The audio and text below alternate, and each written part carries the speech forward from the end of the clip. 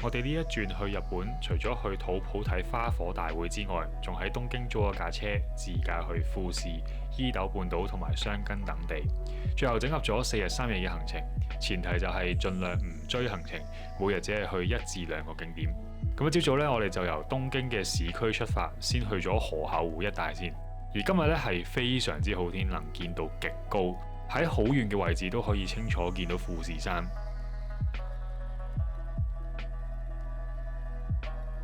河口湖只係我哋嘅中途站嚟嘅啫。咁睇完富士山，休息咗一陣之後呢，我哋就出發去咗富士市啦。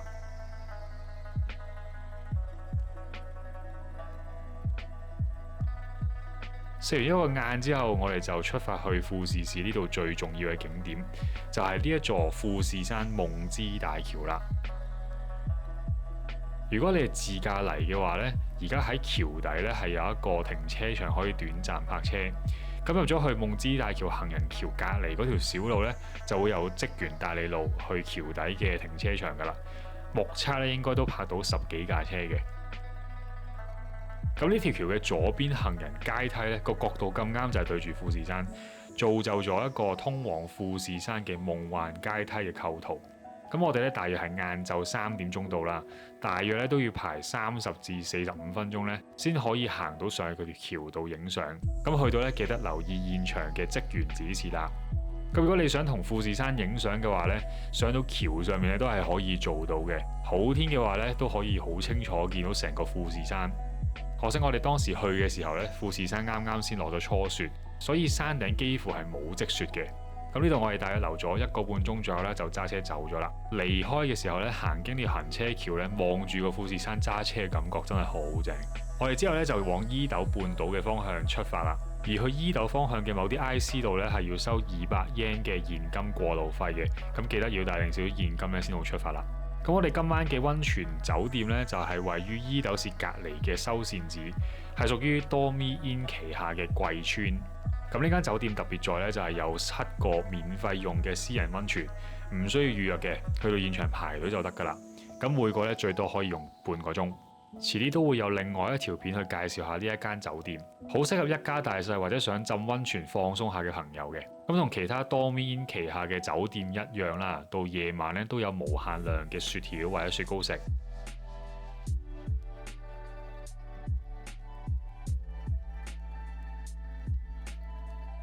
同埋每晚特定時段都會有免費嘅拉麵食。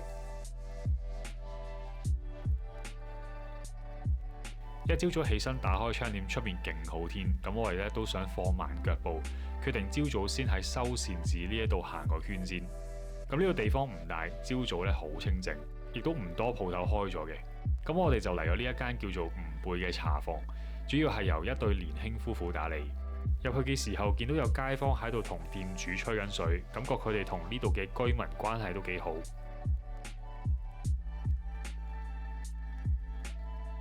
入邊嘅環境好舒服啦，用咗唔同木材嘅家私。我哋叫咗一杯抹茶拿鐵、巴斯克蛋糕同埋玄米茶。嘢飲咧大部分都係500 yen 至到700 yen 左右嘅啫。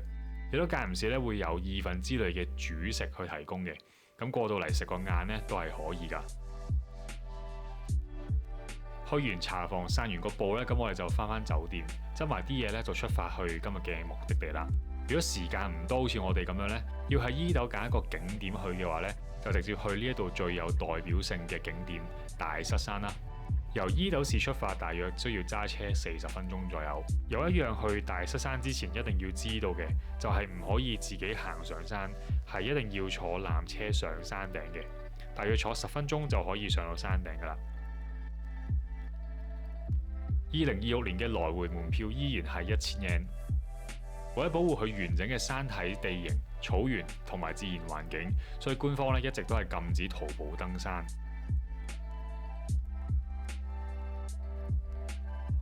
下面幾恐怖啊！係唔可以望翻下面？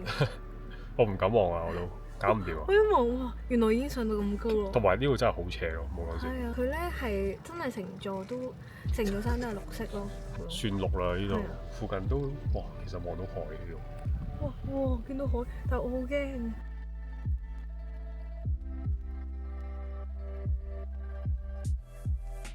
坐纜車上到山頂會見到呢一間醬油團子鋪頭，300 yen 左右一串，即叫即燒嘅。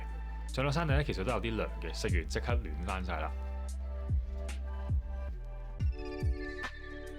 咁呢度咧都有指示話俾你聽，可以順時針行大塞山一個圈，20分鐘咧，講真真係冇乜可能行得晒嘅，大約預1個鐘左右啦。沿路都有好多地方可以影下相咁樣。大塞山係位於伊豆半島嘅東面，山頂嘅視野非常之開揚，上到去可以360度望到周圍嘅景色。咁今日天氣非常之好啦，而家係望緊向東面，前面呢就係熱海伊豆群島嘅等地。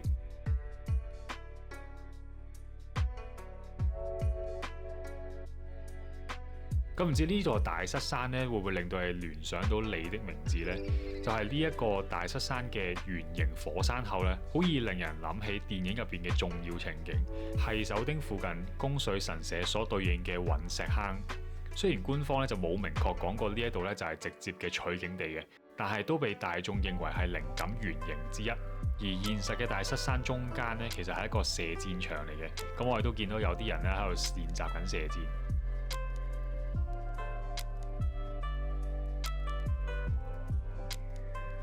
大塞山有一段路咧係要上斜嘅，咁就行上山頂嘅位置啦。係得呢一段咧比較辛苦啲嘅啫。咁登完頂望向南邊咧，就係伊豆東部火山群。咁雖然部分嘅火山仲係活火山啦，但係呢一帶對上一次嘅火山爆發已經講緊係1989年啦。登完頂冇耐行多一陣，我哋已經慢慢落翻山啦。而家就係望向大塞山嘅西面，咁呢一面嘅重點咧就係富士山啦。咁但係大塞山離富士山咧都幾遠下嘅，咁真係好好天咧先有機會望到嘅啫。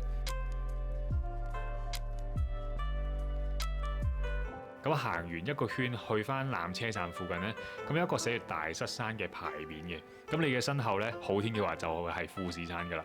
咁記得唔好錯過呢一個打卡位啦。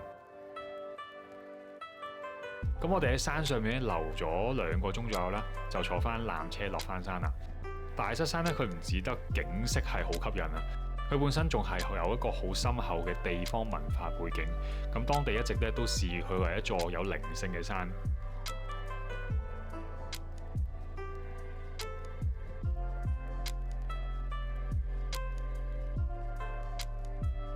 落翻山之後，我哋就揸車翻酒店浸溫泉休息一下啦。第二日嘅朝早，我哋仲要去一個重點嘅行程。揸1個鐘車去桃園台站坐雙根嘅空中纜車，咁我哋就泊咗喺桃園台站隔離嘅停車場。到一步咧就會有職員咧行過嚟遞張收據咧收泊車錢，1000 yen， 只係收現金嘅啫。行到嚟纜車站咧就要先行入去咧買一個纜車飛先。咁成人嘅來回飛係2500 yen，6至11歲嘅小朋友來回飛咧就係800 yen。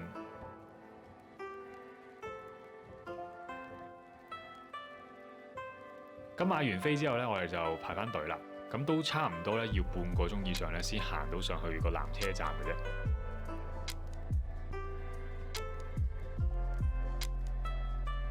大約咧就坐30分鐘啦，就嚟到呢個大涌谷站啦。咁一到附近咧，都已經見到周圍煙霧彌漫，同埋有一陣硫磺味。大涌谷係大約3000年前火山爆發形成嘅地熱奇景。而家仍然係火山地帶嚟嘅，咁所以長期咧都仲有白煙。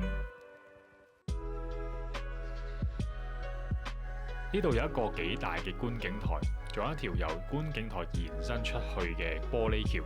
咁通常呢條橋咧都企滿人嘅，要揾個位影相都唔容易，但係就可以近距離睇到大涌谷嘅白煙，俾大家用第一身視覺感受一下行上呢條橋。咁橋上面都用咗半透明嘅玻璃，但係咧就唔需要擔心咧佢唔夠穩陣嘅。而呢一段嘅纜車就係去祖雲山，咁如果你係坐呢一段纜車咧，就係可以俯瞰到大涌谷嘅地熱奇景。因為地下火山熱氣同溫泉蒸汽不斷湧上嚟，上到地面遇冷之後就變成白色煙霧啦。而除咗白煙之外，大涌谷最出名嘅一定係黑蛋。行到去大涌谷黑蛋館就會買到噶啦，500 yen 有4隻。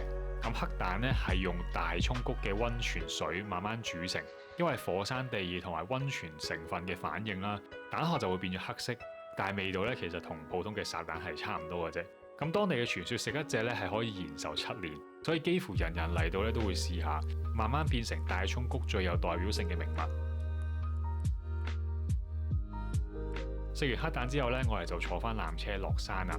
回程嘅纜車咧可能要排好耐嘅，咁我哋都差唔多排咗成1個鐘咧先上到車，所以記得預早啲去排隊啦。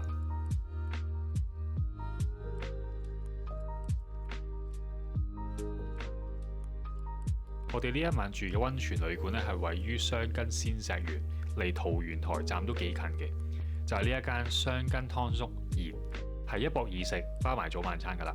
咁一入到去門口咧，就已經有職員幫我哋泊車啦，同埋搬行李上房。咁因為咧，我哋間房仲係準備緊啦，可以喺大堂嘅酒吧坐一陣先，亦都可以揀翻杯 welcome drink， 咁同埋可以試下佢哋呢一款嘅朱古力。咁轉個頭咧，未開始飲嘢咧，我哋就已經可以上翻自己間房噶啦。咁呢度全館只有10間房，每一間都有半露天風呂。咁而職員咧都幫我哋拎埋杯啤酒上房。到埗嘅時候咧，亦都可以揀定啦，你想幾點食晚餐啦，同埋第二日嘅早餐。夠鐘先行去餐廳食嘢。咁我哋間房咧，其實應該係呢度比較細嘅房型嚟嘅，一眼都睇得晒㗎。但係最重要咧，都係呢一個私人溫泉。咁水缸到其他嘅器材咧，全部都係木做嘅。咁一開頭咧都係用木蓋去冚住去保溫。咁前面咧就係呢個溫泉水嘅出口啦。咁隔離咧都有個開水掣，浸溫泉嘅時候可以根據自己嘅喜好咧去調校個水溫。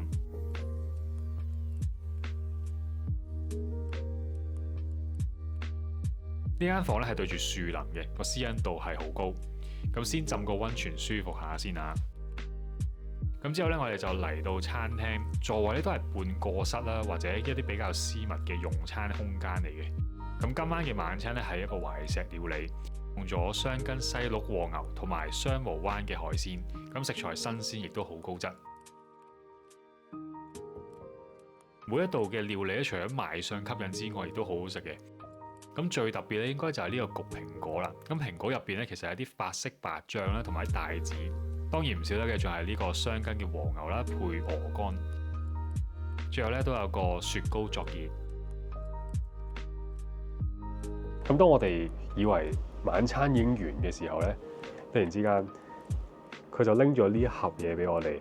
佢就話呢一盒嘢咧，其實係我哋今晚嘅宵夜嚟嘅。暫時咧，我哋嚟咗住頭呢5個鐘度啦，都不斷地俾佢呢度嘅 service 去經驗到咯。真係有好多嘢 keep 住俾你食咯。你基本上你唔使特登買啲咩過嚟，基本上呢度係好多嘢都齊晒俾你咯。好，一早起身咧就即刻浸翻個溫泉先啦。咁之後咧就去餐廳食早餐啦。咁職員咧都有同我哋講嘅，好天嘅時候咧喺餐廳係可以睇到富士山嘅。不過可惜我哋今日唔係好好彩啦。咁早餐咧係一個幾靚嘅花欖御膳，咁有好多生菜咧同埋海鮮嘅。咁食完個早餐咧，我哋都係時候 check out 噶啦。最後我哋都行埋佢哋個後花園啦。咁地方雖然唔大，但係環境咧好清幽，亦都咁啱俾我睇到啱啱開緊嘅紅葉。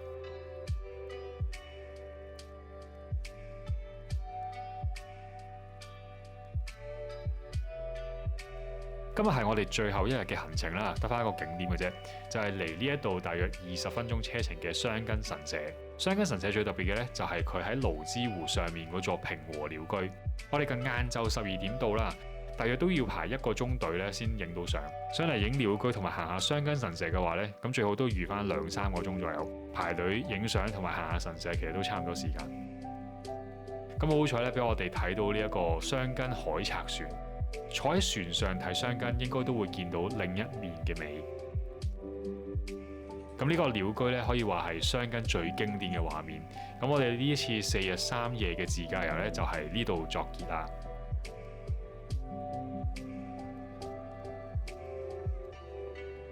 咁之後咧，我哋就離開箱根啦，直接揸車翻去東京嘅市區。咁喺箱根伊豆半島揸車嘅感覺咧，其實我覺得好舒服嘅，因為沿路都有好多風景睇啦。一翻到東京市區附近，又塞車啦。咁今次咧嘅箱根伊豆半島自駕遊咧，其實我哋都算好好彩啊！基本上日日都好好天，真係得最後呢一日咧係天陰嘅啫。咁大部分時間喺唔同地方咧都係可以睇到富士山啦。我哋喺呢一度過得好滿足。咁之後就翻去東京市內繼續我哋嘅行程啦。咁希望各位中意呢條片啦，咁中意嘅話咧，俾翻個 like 同埋 subscribe 我哋呢個 channel。咁我哋下條片再見，拜拜。